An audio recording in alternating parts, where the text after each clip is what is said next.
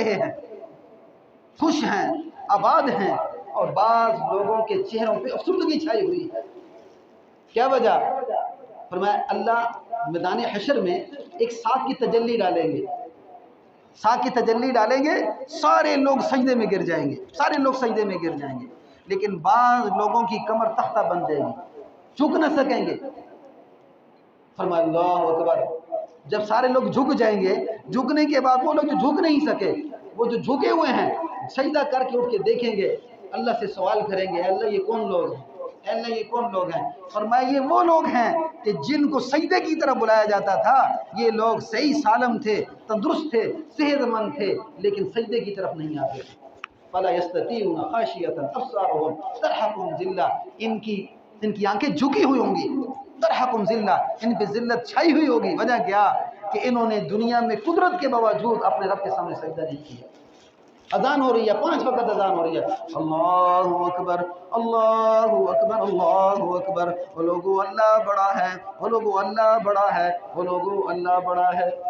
یہ کہتا نہیں میری دکان بڑی ہے، میں دکان کو نہیں چھوڑ سکتا۔ یہ کہتا میرے کھیت بڑے ہیں، میں کھیتوں کو نہیں چھوڑ سکتا۔ یہ کہتا میرے کام بڑے ہیں، ان میں کامیابی کو ڈھونڈ رہا۔ پھر فرمایا حی علی الفلاح، حی علی الفلاح، اے بندے آجا کامیابی کی طرف، حی علی الفلاح، بندے آجا کامیابی کی طرف، من لا الہ الا اللہ، نہیں کوئی معبود مگر وہ اللہ۔ دیکھ بندے ایک اللہ کی مان لے، ایک اللہ کی مان لے، ماننے کے لیے تیار نہیں ہے، بندگیت کے لیے تیار نہیں ہے، حضور صلی اللہ علیہ وسلم کے عمل پہ چلنے کے لیے تیار نہیں ہے، دنیا میں دھوکے میں ڈال دیا۔ کیا دن کو بھی کام، رات کو بھی کام، دن بدن کام ہی کام، کام کرتے کرتے دنیا سے جا رہا۔ حلال کمانا بھی بندگیت، لیکن اس حلال میں اللہ کی بندگیت ہے، اس حلال میں اللہ کی بندگیت ہے۔ یہ جتنے بڑے بڑے دشمن ہلاک ہوئے نا، فرعون جیسا سخت قسم کا ظالم، قارون جیسا سخت قسم کا دنیا کے اندر لالچ کرنے والا، ابو جہل وقت کا سردار، شداد جس نے جنت بنائی کس کے بدلے میں؟ اللہ کے مقابلے میں جنت۔ یہ سارے کے سارے کس کے پجاری ہیں؟ دنیا کے پجاری۔ دنیا نے انہیں دھوکے میں ڈالا ہے، دنیا نے انہیں دھوکے میں ڈالا ہے۔ اس دنیا نے انہیں ایسا دھوکے میں ڈالا، اس دھوکے کی وجہ سے یہ اپنے رب سے اس قدر دور ہوئے کہ انہیں یہی نہ پتا چلا کہ رب کون ہے۔ کسی نے کیا کیا؟ انا ربکم الاعلی کا دعویٰ کیا کہ میں سب سے بڑا رب ہوں۔ کسی نے کیا کہا؟ فرمایا کہ یہ مال میں نے اپنی محنت سے کمایا۔ ان قارون من قوم موسیٰ فبغى علیہم، قارون نے یہ کہا تھا، موسیٰ نے کہا نا کہ زکوٰۃ ادا کر، تو کیا کہتا ہے؟ کہتا ہے میں ٹیکس ادا کروں، میں ٹیکس ادا کروں، یہ مال تو میں نے اپنی محنت سے کمایا ہے۔ وآتیناہ من الکنوز، ہم نے اسے ایک زبردست قسم کی خزانے کی چابیاں دے رکھی تھی، یعنی اتنا مال دیا اللہ نے، اتنا مال دیا کہ اس کے خزانے کی چابیاں ایک مضبوط جماعت اٹھا رہی ہے۔ وقت کا نبی کیا سمجھاتا ہے کہ دیکھ زکوٰۃ ادا کر، زکوٰۃ اللہ کا حق ہے۔ ان مفاتیح لتنوء بالعصبۃ اولي القوة اذ قال له قومه لا تفرح ان اللہ لا يحب الفرحین۔ جس وقت ان کے سمجھدار لوگوں نے، علماء نے کہا دیکھ یہ شیخی مت مار کہ تو جس طرح اکڑ کے چلتا ہے، یہ بات اللہ کو پسند نہیں ہے۔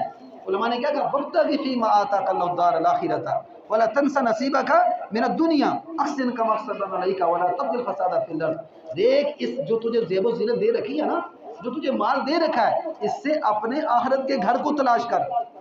مال کس لیے دیا؟ کہ اللہ کو پالے۔ کیا کہتے ہیں علماء؟ کہا اس وقت کے نیک لوگوں نے کہ یہ جو تجھے مال دیا ہوا ہے نا، اس سے اپنے رب کو تلاش کر، اس سے اپنے آخرت کے گھر کو تلاش کر۔ وابتغ فیما آتاک اللہ الدار الآخرۃ۔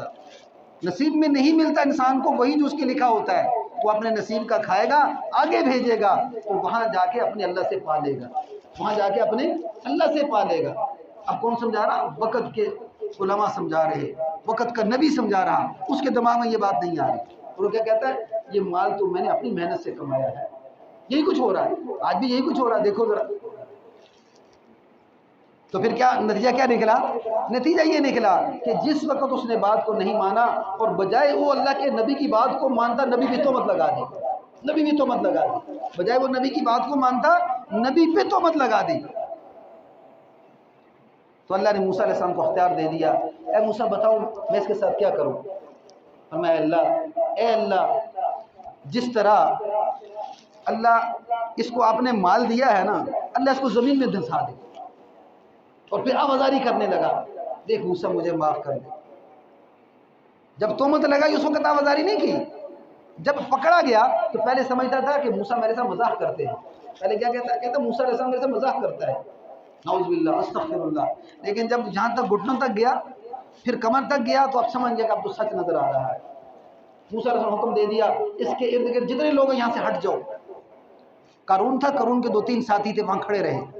اب سب کو پاؤں کو پکڑا، اور پھر جس وقت آخری وقت آیا اس کا تو کہنے لگا یہ موسیٰ علیہ السلام میرے مال پہ قبضہ کرنا چاہتے ہیں. فرمایا موسیٰ علیہ السلام جاؤ اس کا مال لے کے آؤ.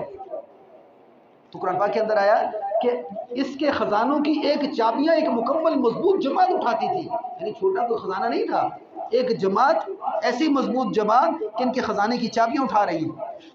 یہاں تک آتا ہے اس نے پہلے لوہے کی چابیاں بنائی، پھر لکڑ کی بنائی، وہ بھی اٹھائی نہیں جا رہی، پھر اس نے چمڑے کی چابیاں بنائی.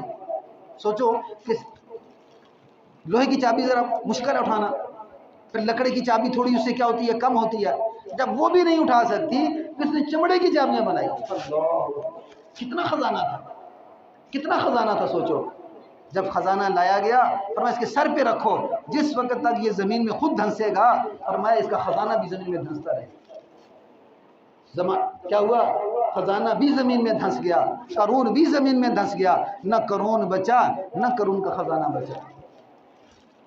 جس دنیا کے پیچھے ہم بھاگ رہے ہیں یہ دنیا بن جائے، اس دنیا نے کسی کے ساتھ وفا نہیں کی، اس دنیا نے کسی کے ساتھ وفا نہیں کی. یہ آج کی بات نہیں ہے، عرصہ گزر چکا یہی کچھ چل رہا ہے. آدم علیہ السلام سے لے کے محمد رسول اللہ تک یہی بات چل رہی ہے. ادھر دیکھو قابیل اور حابیل 2 بھائی ہیں. ایک کیا کہتا ہے؟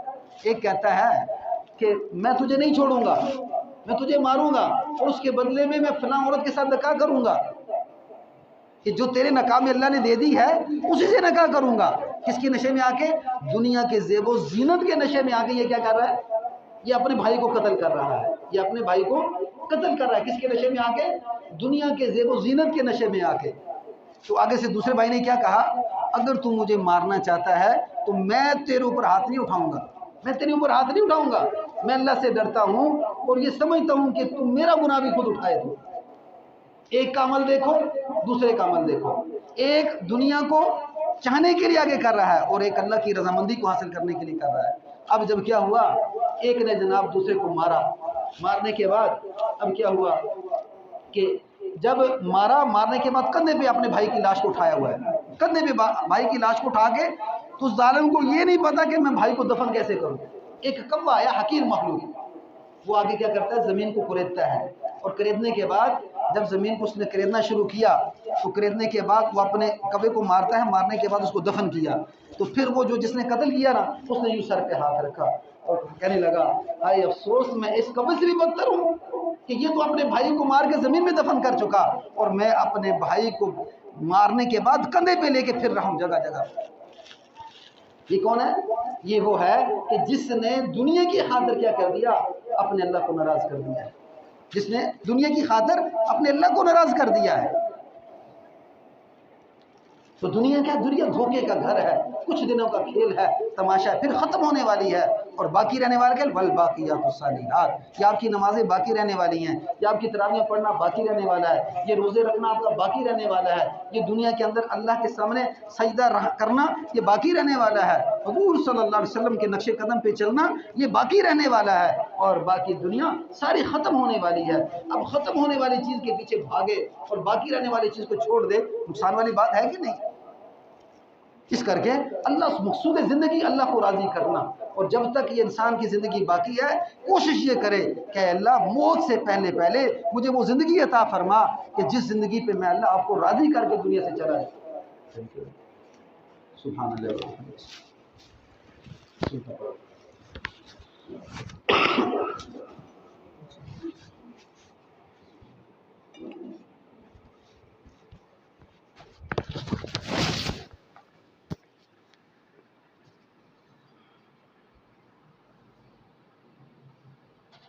رہے ہیں